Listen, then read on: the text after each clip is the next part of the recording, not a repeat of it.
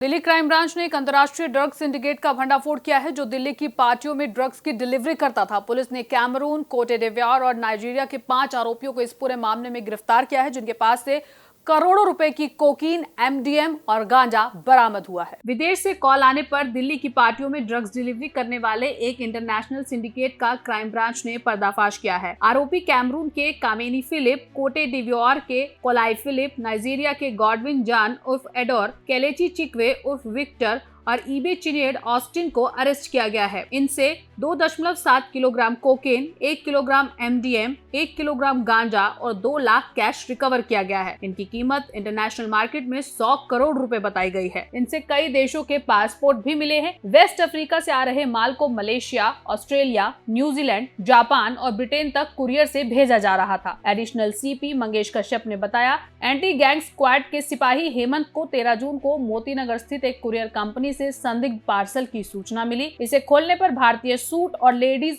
Shoes के बीच में 895 ग्राम MDM बरामद हुआ, जिसे ऑस्ट्रेलिया भेजा जा रहा था। डीसीपी हर्ष इंदौरा और एसीपी भगवती प्रसाद की देखरेख में बनी इंस्पेक्टर अरविंद कुमार की टीम ने जांच के बाद इंडिया सिंडिकेट के हेड कैमरून के कामेनी फिलिप को दबोचा, जिससे 2 किलोग्राम से ज्यादा कोकेन मिला। पूछताछ में खुलासा हुआ कि वो एक नाइजीरियन ड्रग माफिया कैलिस्टिस उफ कैलिस के लिए काम कर रहा है, जो अफ्रीका से अपना नेटवर्क चला रहा है। पुलिस ने इसकी निशानदेही पर साउथ दिल्ली की पार्टियों में ड्रग्स की डिलीवरी करने वाले केलाई फिलिप को दबोचा। नाइजीरिया में बैठे गैंग से जुड़े मेंबर कॉल सेंटर की तरह व्हाट्सएप या वॉइस नोट्स के जरिए भारत से ऑर्डर लेते। इसके बाद यहाँ के लोकल नाइजीरियन पेडलर्स को डिलीवरी के लिए लोकेशन भेजते। डिलीवरी बॉय को कस्टमर का गाड़ी नंबर, लोकेशन और ड्रग्स की मात्रा भेजी जाती थी। ड्रग्स की डिलीवरी एक तय समय और जगह पर होती थी। कैश कलेक्शन भी इसी सिस्टम से होता था। कोई एक गिरफ्तार होता तो तुरंत दूसरे को अपॉइंट कर लिया जाता था। कोलंबिया से कोकेन लाने के लिए भारतीय महिलाओं को कुरियर बनाया जाता था। कैमिनी फिलिप फाइन क्वालिटी की कोकेन को 1 किलोग्राम कोकेन से 5 किलोग्राम में तब्दील कर मार्केट में बेचने वाला ड्रग्स बनाता था। इसके बाद कुछ मेंबर स्टॉक मैनेज करते थे, जबकि कुछ सीधे कस्टमर को ड्रग्स पहुंचाते थे। ड्रग्स के पैसे को हवाला जैसे सिस्टम से नाइजीरिया भेजा जाता था। एमडीएम की भारत में मैन्युफैक्चरिंग हो रही थी, जिसे विदेश भी भेजा जाता था। पुलिस को गिरोह के 6 महीने के अंदर अंदर 85 करोड़ नायरा की ट्रांजैक्शन का भी पता चला है। आप बोल रहे हजारों की तादाद में लोग आ रहे हैं, तो वोट क्यों नहीं पड़ रहा? अगर वो थोड़ा सा मार्जिन इधर से अगर यहाँ शिफ्ट हो जाता है तो आज मोदी जी प्रधानमंत्री नहीं होते। इस बार जो इलेक्शन कमिश्नर बने हैं